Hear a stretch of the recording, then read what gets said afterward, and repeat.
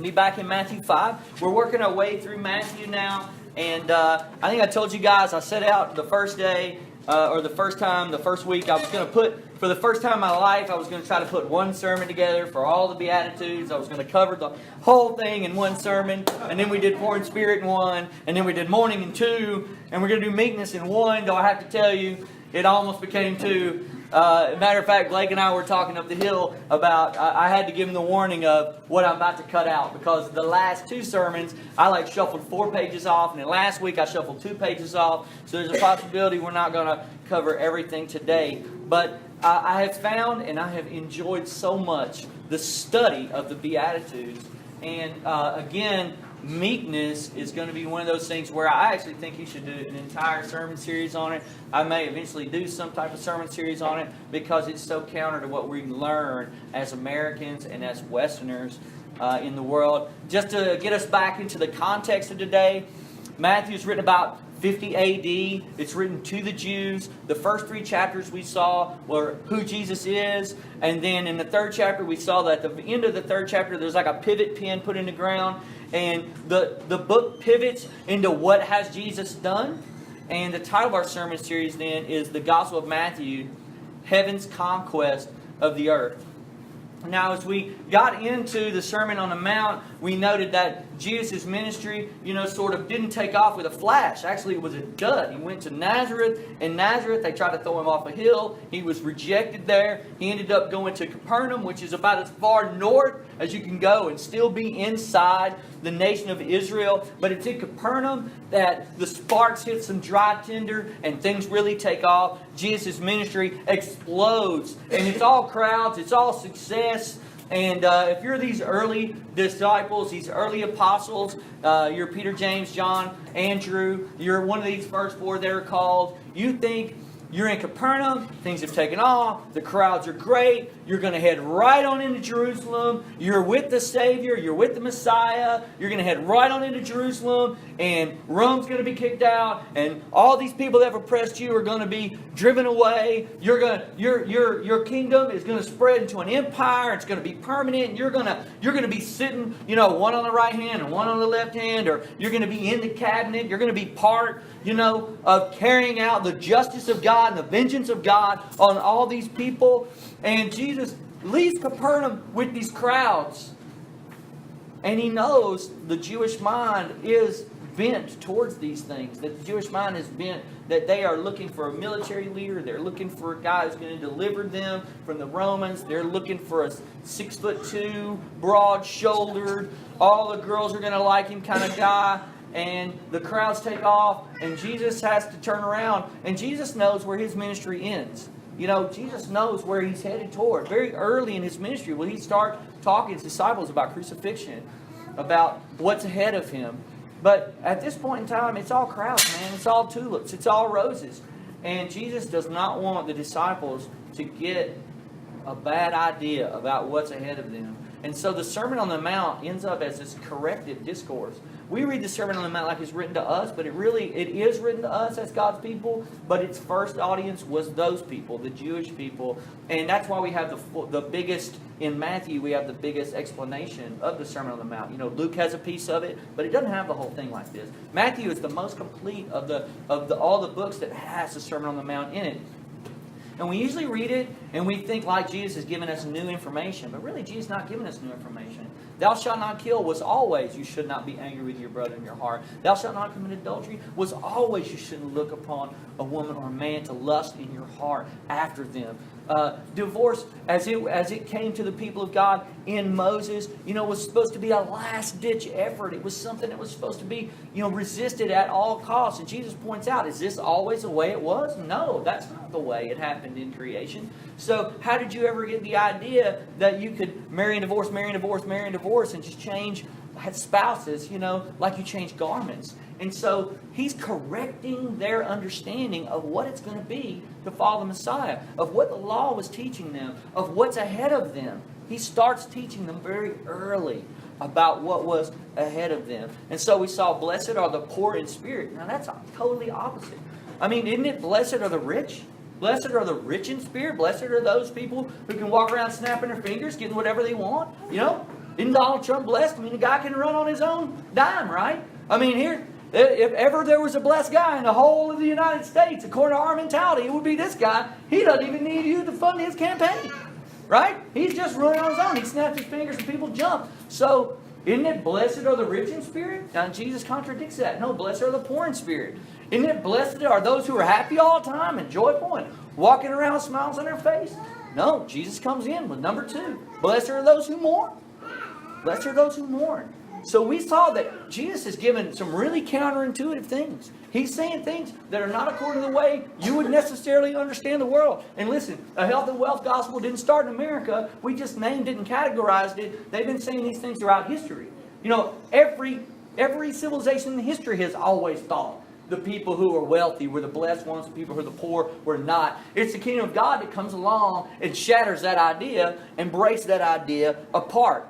So today we're going to look at something else that's super counterintuitive, and that is, blessed are the meek. This is verse 5, I think, Matthew 5:5. Blessed are the meek, for they shall inherit the earth. And we're going to use as the basis for our text today, Blake and I, we're going to use Psalm 37. And Blake's going to read Psalm 37 for us now. Okay. Fret not yourself because of evildoers. Be not envious of wrongdoers, for they will soon fade like grass and wither like the green herb. Trust in the Lord and do good. Dwell in the land and befriend faithfulness. Delight yourself in the Lord, and He will give you the desires of your heart. Commit your way to the Lord. Trust in Him, and He will act. He will bring forth your righteousness as the light, and your justice as the noonday. Be still before the Lord, and wait patiently for Him. Fret not yourself over the one who prospers in his way, over the man who carries out evil devices. Refrain from anger and forsake wrath. Fret not yourself. It tends only to evil. For the evildoers shall be cut off, but those who wait for the Lord shall inherit the land. In just a little while the wicked will be no more. Though you look carefully at his place, he will not be there. But the meek shall inherit the land, and delight themselves in abundant peace.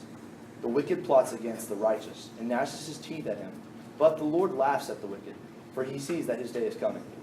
The wicked draw the sword, and bend their bows to bring down the poor and needy, to slay those whose way is upright. Their sword shall enter their own heart, and their bows shall be broken. Better is the little that the righteous has than the abundance of many wicked. For the arms of the wicked shall be broken, but the Lord upholds the righteous. The Lord knows the days of the blameless, and their heritage will remain forever. They are not put to shame in evil times. In the days of famine they have abundance. But the wicked will perish. The enemies of the Lord are like the glory of the pastures. They vanish. Like smoke they vanish away. The wicked borrows, but does not pay back. But the righteous is generous and gives. For those blessed by the Lord shall inherit the land, and those cursed by him shall be cut off.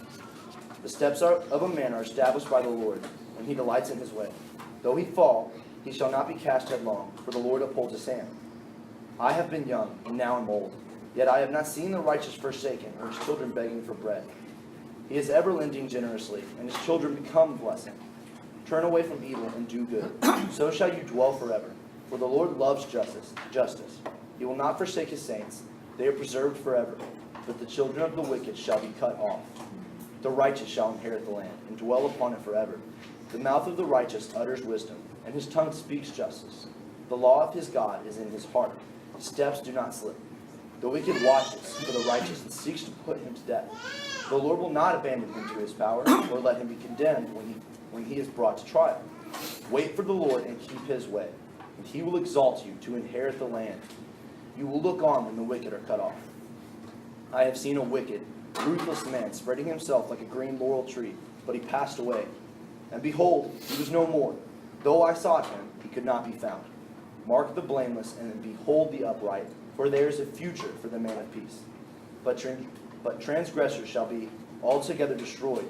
The future of the wicked shall be cut off. The salvation of the righteous is from the Lord. He is their stronghold in the time of trouble. The Lord helps them and delivers them. He delivers them from the wicked and saves them because they take refuge in him.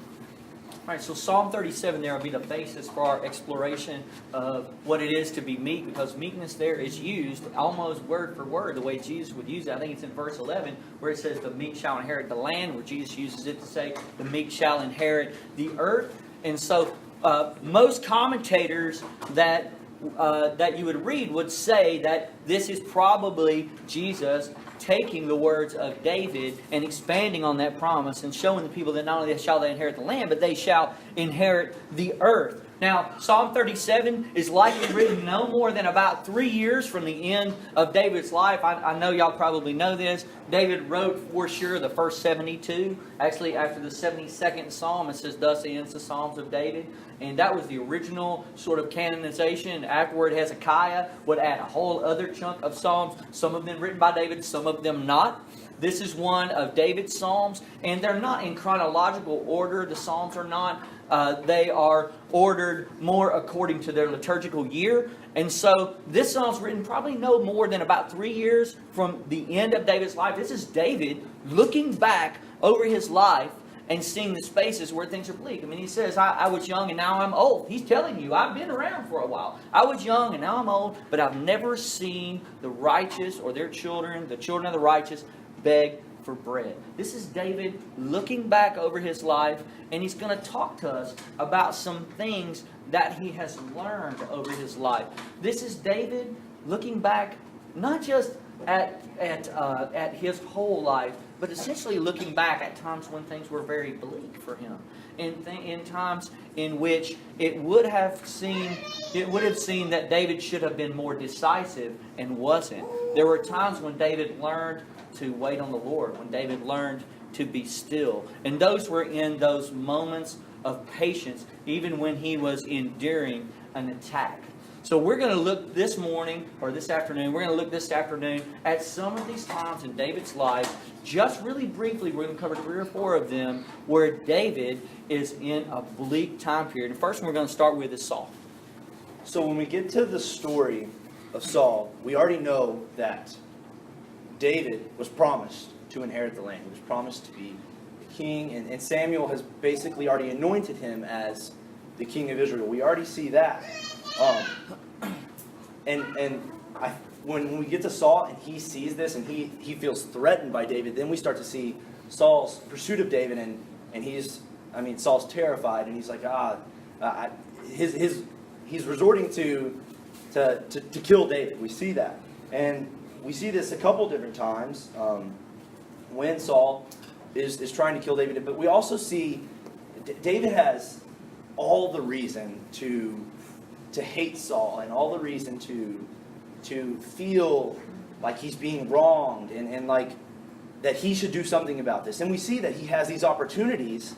He has these opportunities where he could actually kill Saul and put an end to this. I mean, David is running from place to place. He's in the wilderness. He's experiencing some of the most unjustness that a man could experience.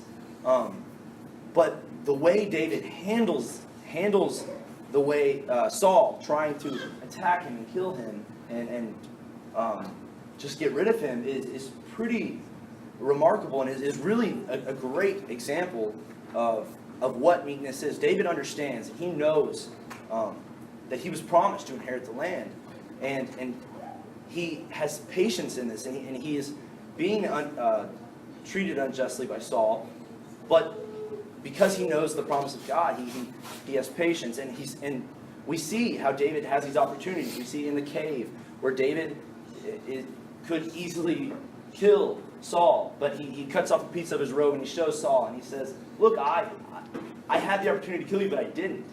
Even though you're treating me so unjustly, I'm not going to kill you because I know that's not what God would want." I mean, David cuts the piece of the robe and even says, it says David's heart struck him. I mean, even by cutting off a piece of the robe, he was so convicted just by that simple act. And then we also see where Saul is camped at the hill of Hachilah, and David sees him, and he's watching down in the camp, and he could easily go in there and he could easily kill Saul and put an end to this running away, but he doesn't, because he knows that this was not what God had planned. This was not what God wanted, and this wasn't the time. That just wasn't something David was supposed to do, and so he spares Saul through this. And so through that we see just a great story, just a great example of how David showed meekness in his life. Exactly. You know, what David has there, and Blake's been talking to us about, is that, you know what? David has the revealed will of God. He has the revealed will of God. Has Samuel not anointed him king? Is he not legitimate king? Has the throne been taken from Saul already? Yes. But how does David respond when he has the opportunity to take Saul into his own hands, to end his kingdom in his own way, to make the timing about himself? He does not do it that way. David is content to wait on the Lord. You should think about some of the words. Fret not. Do not be angry. Wait on the Lord. Be patient. You know, another example is Nabal. Nabal in 1 Samuel 25. You know, here's a guy wealthy beyond, imagination. He's got like 3,000 sheep. They're out there shearing. It turns out that David and his men have been encamped all around Nabal. They've been like a wall, Nabal's men say, David and his men are like a wall to us. They've allowed no one to attack us. And David and his men are hungry. David sends some guys in. He says, look, you say to Nabal, say, look, we've been a wall to you. Please, can you spare some things from your harvest? Can you spare some things from the fields and from the flocks? And Nabal just lambasts David's guys. When they come down there, just bad mouths him. Says, who's David? Who is this guy? I don't even know who he is. Get out of here. Why should I give you anything? And then those guys head back. When David hears about it, David puts on his sword and tells 400 of his guys to put on his sword. And he heads for Nabal's house. And he says, look, I'm not going to leave a male alive over there. I'm not taking this. I'm gonna straighten this out. I'm gonna show everybody what it is to be just in this land. And who's he met by? He's met by Nabal's wife, Abigail. And Abigail has heard what Nabal has said to David, and she realizes this is not going to go well. And she loads up the donkeys. She heads up there with a feast for them. She meets David on the way in 1 Samuel 25 and 32 through 34 here. She basically lays it out, asks David to please turn back, to not do the thing that's on his heart, and David receives that. It's interesting what David says in response to that. He says, and David said to Abigail, blessed be the Lord, the God of Israel, who sent you this day to me. Blessed be your discretion, and blessed be you, who have kept me this day from blood guilt, and from avenging myself with my own hand. David was headed to Nabal to exercise justice and to bring about justice in David's time, not in God's time. The rest of the story ends like this. David receives her gift and turns and goes back. And before long, Nabal dies of natural causes from fear, worried about David coming in exacting justice. God takes Nabal's life, not David. Not David. And David actually receives Abigail as his wife. But if you pay close attention there, think about David running down a hill, mad on his horse. He's not just going to kill Nabal. He's going to kill every male in Nabal's house. Think about the blood guilt that would have been on David's conscience, that he would have exercised in his own personal wrath. Now, had what Nabal done been just to him? No, it had been extremely unjust. Just the way Saul's actions toward David had been unjust. But David was a man of meekness, and he did not exact judgment on people in his time. He learned to wait on God's time, and he learned also to wait on God's way of doing it, which God does with Nabal. Yeah, and so now let's transition to the story of Absalom. So just some things that we know about Absalom. He's the third son of David. He becomes the king of Israel for a certain amount of time.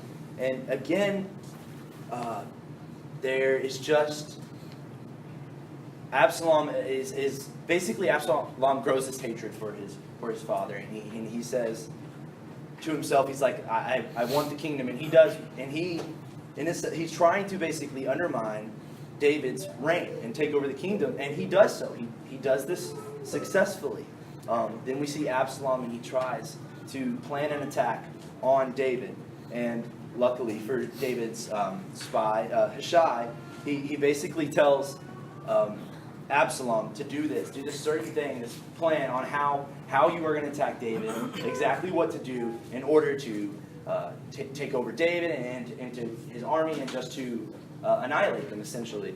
But because Hushai tells him what to do, it leads Absalom and his army astray, and this gives David the opportunity to basically counterattack. And so we see that's what happens. But David, even though Absalom is trying to kill David and trying to and has overtaken his reign completely unjustly, David doesn't look on Absalom with any hatred or anything. He looks at that and he still he says, "Spare my son. Don't do anything with Absalom. Don't kill Absalom.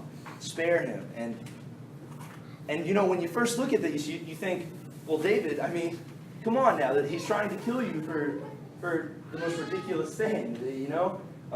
You don't deserve what Absalom is doing for you, and this fear that you are having, David, is you don't deserve it. But David, though it is unjust, David looks at it and says, "No, this isn't the will of God." David knows that God's will for him is to be king. And even though Absalom is at this moment, that doesn't matter. David, eventually, because he keeps with God's will and he stays with God's timing, and he is restored. We see that he gets the kingdom back, and he is restored because he stayed with God's will, and he just was meek in this certain situation. And then we see because Absalom dies, and he gets caught in the tree. He's running on his horse, and he gets caught in the tree with his hair. And we see that one of David's messengers from his army, Joab, goes and kills Absalom. And then David finds out about this, and David just weeps. We see David's heart breaking. And so I think this is just another story, where we see how David is just displaying just a great example of what meekness should be in our lives. Yeah. You look at the story of Absalom, you say, well, that's David's son. Of course he felt that way. Listen, in this time of history, it was not uncommon for a man to even kill his own son if he wanted to rule a little bit longer. You actually have some Old Testament examples of those type of things. So you think, well, of course David didn't want Absalom to die. But listen, in the ancient world, that's not the way kings thought. Kings supplanted anybody who ever had the opportunity possibly to take over their rule, and that would include Absalom. David could have assassinated Absalom long before and ended a lot of trouble that he had with Absalom, but David did not do that. David settled things to remain. It's God's will. Is David the anointed king? Yes, he is. Is Absalom the anointed king? No, he is not. Would David have had any legal problem had he had Absalom tried for treason? He would not have had any problem. But that's not the way David responds. And David, even we see in another story about Mephibosheth. If you know who Mephibosheth is, I try saying that name a bunch of times really fast. It's really hard. Mephibosheth, that guy, Mephibosheth, is Jonathan's son. And he's crippled in his feet because when Jonathan and Saul are killed in battle, they don't know what's going to happen. The nurse grabs him, takes him up, and takes off running with him. She falls. They fall on him. It breaks his legs, his feet, and he can't walk the rest of his life. And then after David ascends to the throne, listen, David's son, Solomon, you should read the story. What does Solomon do when he takes over the throne? And Solomon is actually has his hand sort of forced to eliminate many of his brothers. I don't know if y'all know that if you watch that story. It's often what happens is the king comes to the throne. Who was the counter rival? Who was the family before him? Who had the dynastic family before him? Well, what do? Well, we do what Nebuchadnezzar did to Jeconiah, and he takes them outside and kills all his sons. That's the last thing he sees. So you think the thing that they would have done in the ancient world is for David to go find Jonathan's kids and put them out of their misery, to make sure nobody has a shot at the throne. That's not what David does at all. He calls Mephibosheth before him. He asks, is there anybody left in Jonathan's house? One guy. It's this crippled guy, Mephibosheth. Come, bring him to me. put him at my table, give him back all his father's land. Everything that Saul had is his. And even Mephibosheth betrays David. When Absalom takes over the kingdom and David's forced to ride out, Ziba, Mephibosheth's servant, rides out to David, gives him provisions and cakes and wine and all these things. And David says, "Where's your master?" And he says, "Well, I don't want to really tell you." I'm sort of paraphrasing. I don't really want to tell you, but he's in Jerusalem, and he's pretty convinced that God's going to give him back the throne. And so he betrays David. He betrays David. And David, even after David is restored, David splits his land between Ziba, his servant, and himself, and doesn't put Mephibosheth to death, when it would have been perfectly right for him to do so. And there are more examples from David's life when David resisted forcing God's will. All right, you have here cases in which God's will is perfectly revealed. David is the king. David has been anointed. But David doesn't go about trying to bring about God's will in his own way, at his own time. What he does is he rests and allows God to bring forth his will. Yeah, when we go back through Psalm 37 and we just look at it, we see that David is, like Jeremy said earlier, he's just looking back over his life, and he's really noticing the areas and the times in his life when God was so faithful to him. And David obviously experienced so many different terrible, difficult trials, but the Lord is so faithful to him. And we just see that because of David sticking with God's will and not forcing his way into God's will and not making it his own will. He's just recognizing that God is faithful in all these difficult times, and these difficult times are, they're not deserved. These times are not. All these situations are not because David did anything wrong. He didn't deserve this, but we see that God is still faithful to him in these difficult times, and he's really recognizing what he learned through his life and through those times where he was really challenged and where he had to wander and just be in fear. But he's just recognizing that he learned really this true essence of what meekness is. Yeah, so we look back at Psalm 37 now, and we're just going to look just through the first few verses. I may pick up on some more because I have some underlined here. But I thought it was interesting the way meekness was interwoven into the passage. So you have the first verse is like, "Fret not, be not envious." The next, like verse 3, "Trust in the Lord." Verse 4, "Delight yourself." Verse 5, "Commit your way." And he'll bring forth your righteousness. Verse 7, "Be still." Verse 8, "Refrain from anger, for evildoers will be cut off." Verse 10, "In just a little while the wicked will be no more, but the meek shall inherit the land." So when you see fret not, trust, delight, commit, be still, refrain from anger, wait patiently, all those are blended together to create meekness. Those are not perfect synonyms for meekness, but if you combine them all, the thing about meekness is it's unusual. It's unusual in our context. We're not taught to be meek. We don't really have a definition, I don't even think, in our mind and in our culture. So we have to define, what is meekness? So meekness is it's waiting for God's will to be done in God's timing and in God's way. Let me repeat that. Meekness is waiting for God's will to be done in God's timing and God's way. And that, we see that through the stories of David and how he really just recognized the true essence of what this is. Meekness is patient. It's long-suffering. It's submissive in disposition. In Psalm 37, we see, "Be still for the Lord and wait patiently." That's verse 8. "Those who wait for the Lord shall inherit the land." Verse 34, "Wait, keep his way." And let me focus on that, keep his way. That's even when, and we know this, keep his way even when it's difficult.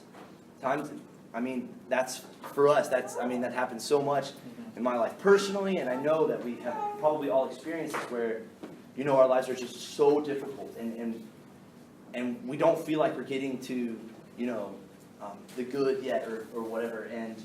But we have to keep His way, because we have to trust God's way and God's will and His timing. And that's really what meekness is just waiting for God's will to be done in His timing and His way and His will. Amen. Sometimes you say meekness, you might think of a doormat. Somebody may, the average American hears, wait a minute, are you suggesting I should be a doormat? How many of you think Moses was a doormat? Let's read just a section from Numbers chapter 12 about Moses. Here's God speaking about Moses in Numbers 12. Miriam and Aaron spoke against Moses because of the Cushite woman whom he had married, for he had married a Cushite woman. And they said, has the Lord indeed spoken only through Moses? Has He not spoken through us also? And the Lord heard it. Here's verse 3. Now the man Moses was very meek, more than all the people on the face of the earth. Is that what you think about Moses? It's easy to confuse doormatedness with meekness, and they're not the same thing at all. A man can be strong, a woman can be strong, and still be meek. When I think of Moses, I don't necessarily think of what would be my Western definition of meekness. I think of law, I think of courage, I think of like fire and smoke and terror. But Moses is a man that constantly waits on the Lord. He's a man who is constantly waiting on God. When the people surround him to kill him, they've got him pinned down all around, they're about to stone him, what does God do? What does Moses do? Does he draw swords and go after everybody? Does Moses ever go after those who question him? No. He takes it where? He goes to God. And God brings justice for Moses. What's the one time you can think of that Moses transgressed? That you can say he crossed out of meekness? He struck it twice. And he made the command sound like it came from him, right? And what did he lose the ability to do? Enter the land. He lost the ability to enter the land. The meek shall inherit the earth. Moses is an example of a man losing the ability to enter the land because he moved away from meekness in just one area. You think it's important that God's people be meek? You think it's important that God's leaders, especially those who shepherds God's people, be meek? That it's super important that we are surrendered to God's will and God's way and God's timing. Whenever Moses broke from that, that's where he lost the ability to inherit the land. So you see, Jesus is not just drawing from David, but now you see he's actually drawing from Moses. And you see that picture, that example that we have of being meek. It doesn't have to do with being a doormat. It has to do with waiting on God. That God's will is clear. Like it's very clear what God's will is.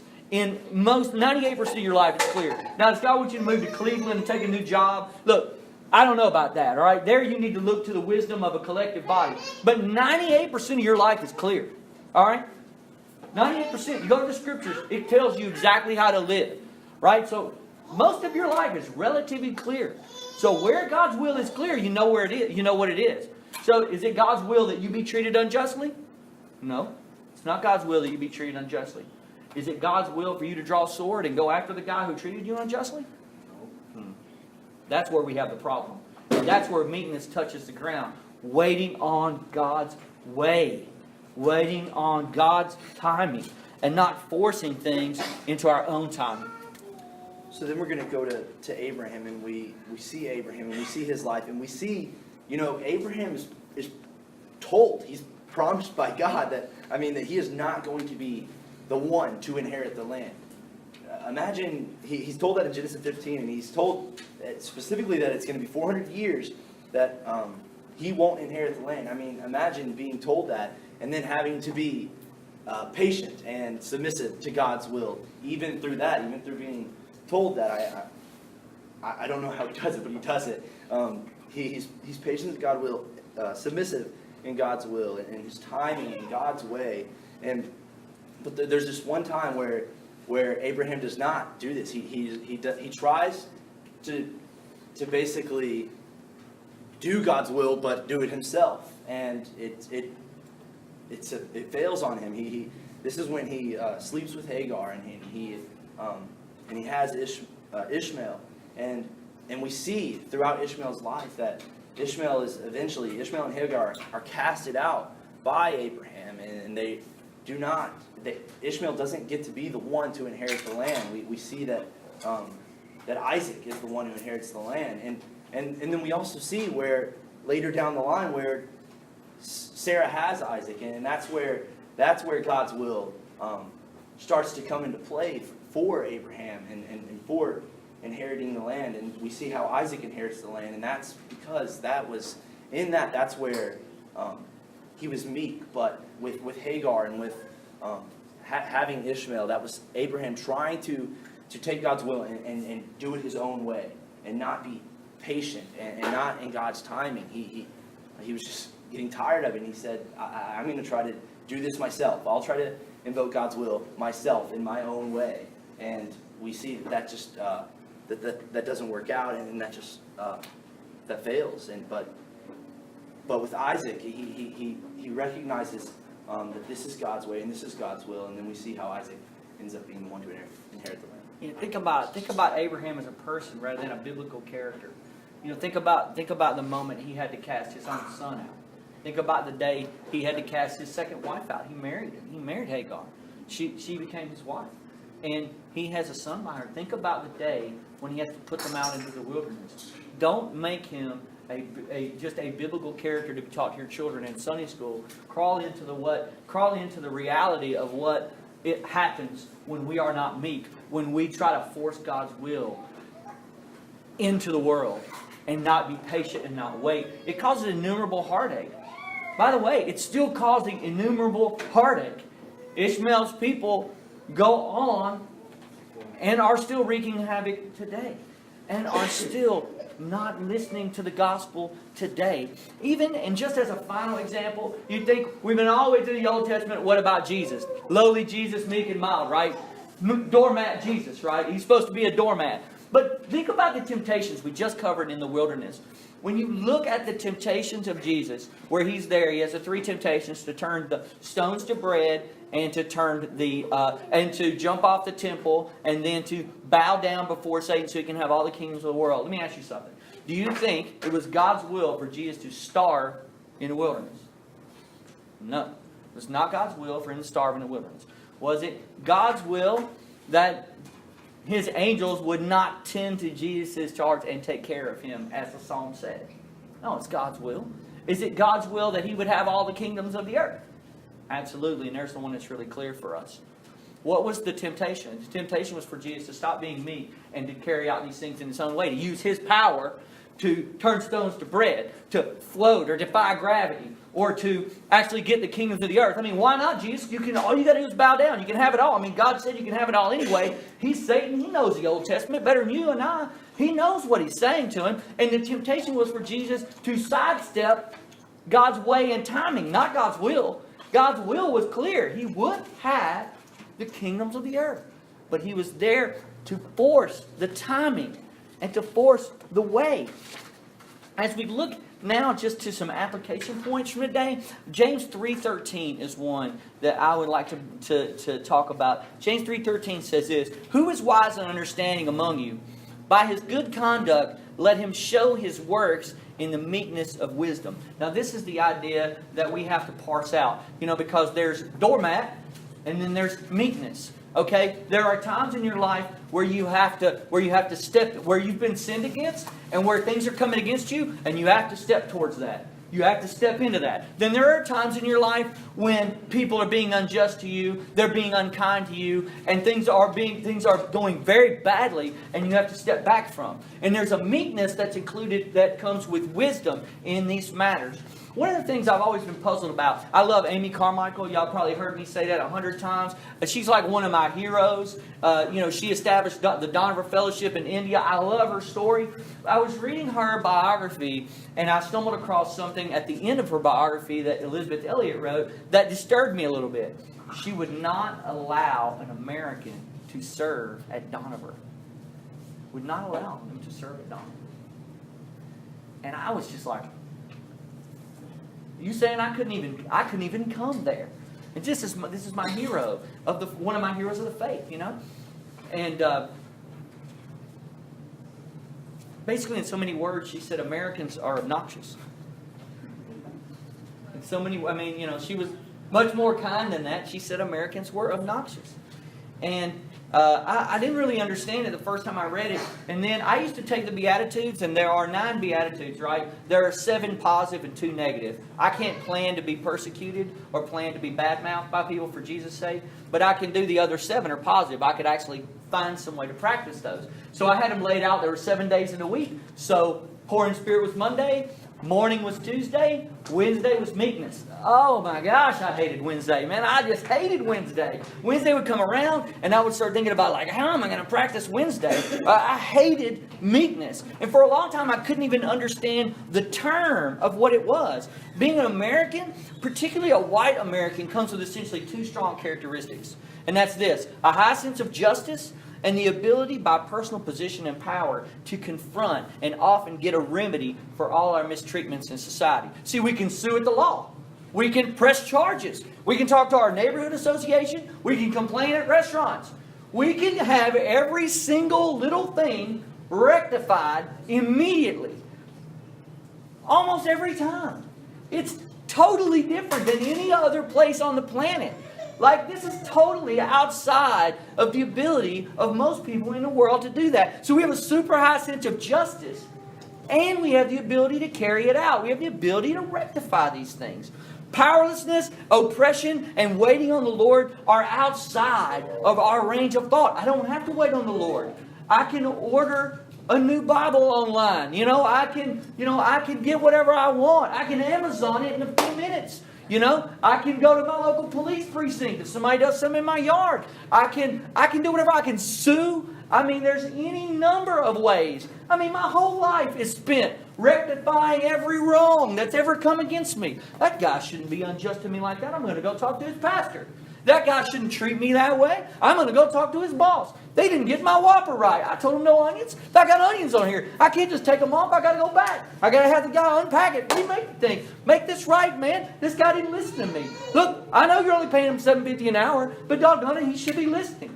And that's how we live our life. We rectify all our wrongs. I'm telling you, that is unheard of in the world.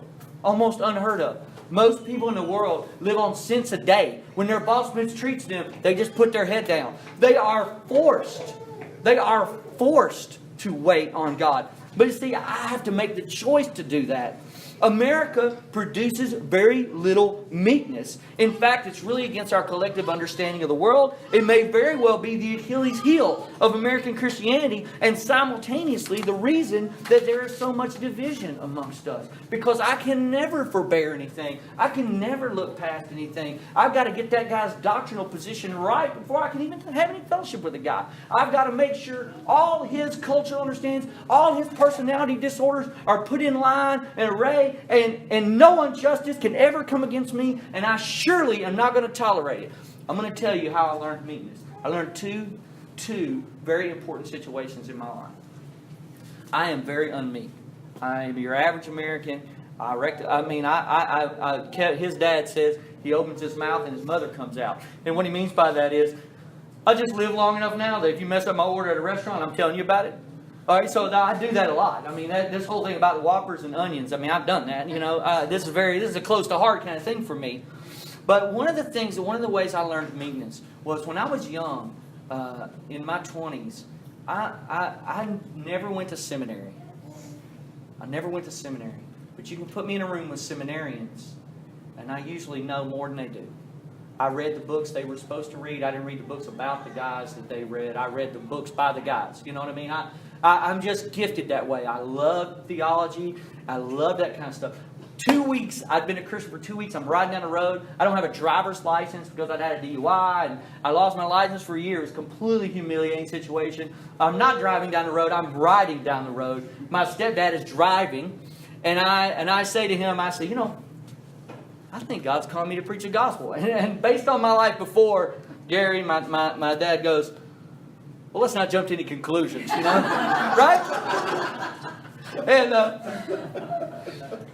long story short, I spent my entire, a decade trying to kick down the doors to preach, to teach, to do something somewhere.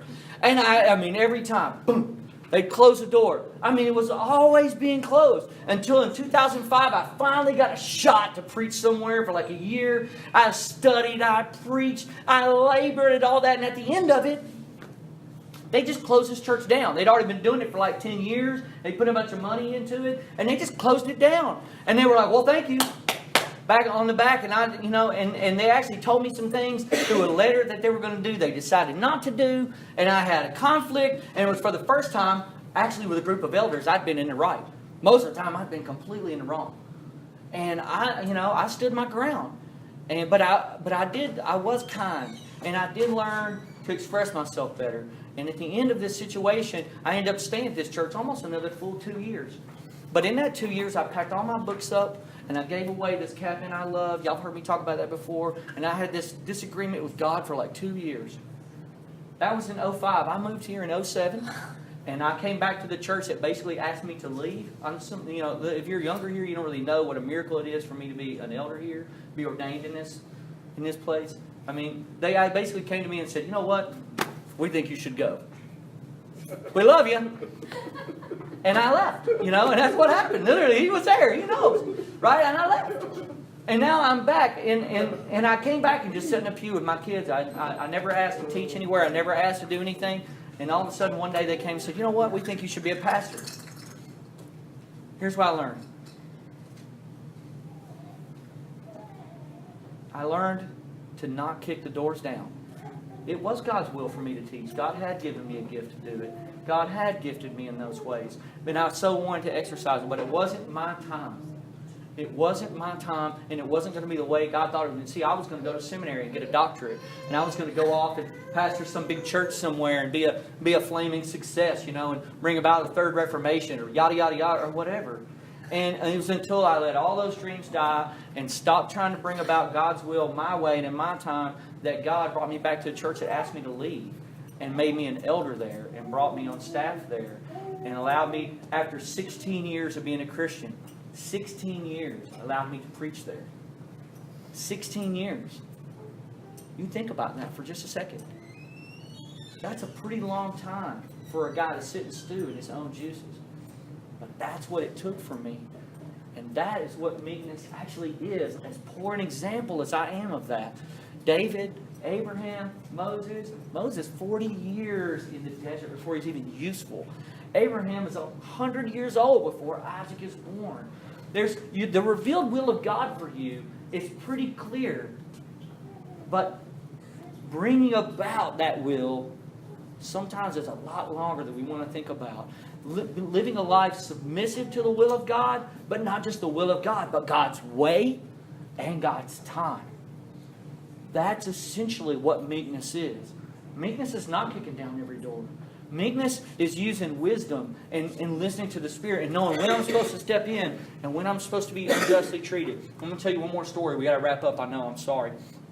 But this will tell you, so I learned that one young, but I learned this one when I was older. I was on staff here, and a guy came to us one day and gave us all this furniture. He was on staff with the school here. And he gave us all this furniture. And he said, yeah, y'all can have all this stuff. And we moved it all into the nursery. The next day I got a phone call, get up here. Oh, I forgot. You know about this story a little bit. Thank you. Thank you. I forgot that you were actually involved in this a little bit. Great. So I got a phone call, get up here. And I basically was accused of stealing things. All right? And I moved all the, and the guy who told me is standing right there when I'm getting the brunt end of it from everybody who can fire me. And I just looked around and I thought, if I fight here, I'm going to lose. And I just stepped back and I stopped. Please forgive me. I'll do whatever's necessary. Moved all the furniture back, put it back or whatever. So I went from like right here to like right here. I could have fought that day and I could have got back to right here. Even if I won, I would never have returned in reputation to where I had been before. I would have been at least only half probably. I let it go. One day, his dad discovers the truth about that situation. Actually, the guy later on the same day said, boy, thanks for letting me throw you under the bus. In the hallway up there. That's what he said to me. Thanks for letting me throw you under the bus. Tire tracks all over me. By the way, if you ever want to be a leader in the kingdom of God, welcome, but you're going to get tire tracks on you, so you might as well get used to that. It takes a lot of meekness to do what I do. Okay? Boy, that sounded but not much humility, is that right?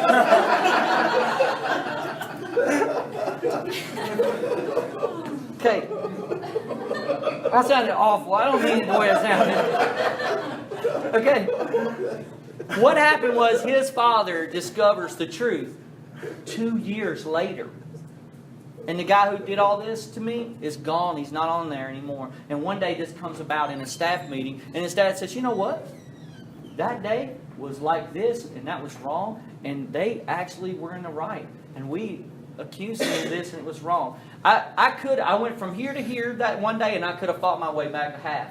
I went from right here to right here. And 2 years later, went from right here to like right up here. And I learned what 1 Peter 5:6 means when it says, submit yourself under the mighty hand of God, and He will exalt you in due time. The problem is we're always trying to exalt ourselves. You know, we're always trying to exalt ourselves. And so learning to submit ourselves to God's will, God's timing, and God's way is essentially what it is to be meek.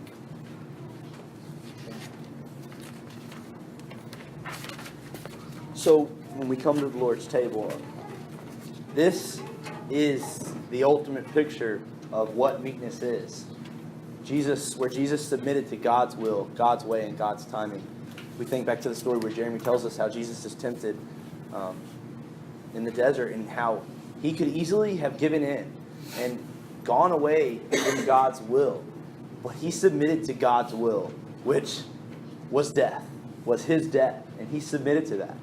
And through that, we have the body, which is broken for you. And we have the blood, which is shed for you.